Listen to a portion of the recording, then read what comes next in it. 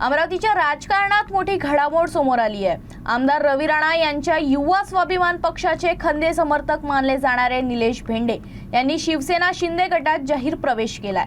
आमदार बच्चू कडू यांच्या प्रमुख उपस्थितीत शेकडो कार्यकर्त्यांसह झालेल्या या प्रवेशामुळे राजकीय वर्तुळात खळबळ उडाली आहे। अमरावतीमध्ये युवा स्वाभिमान पक्षाला मोठा धक्का बसल्याची चर्चा सुरू झाली आहे। आमदार रवी राणा यांचे विश्वासू समर्थक म्हणून ओळख असलेले निलेश भेंडे यांनी शिवसेना शिंदे गटात प्रवेश केला आहे। आमदार बच्चू कडू यांच्या उपस्थितीत झालेल्या या पक्षप्रवेश सोहळ्यात शेकडो कार्यकर्त्यांनी शिवसेनेत प्रवेश केला। त्यामुळे स्थानिक राजकारणात नव्या समीकरणाची चर्चा रंगू लागली आहे।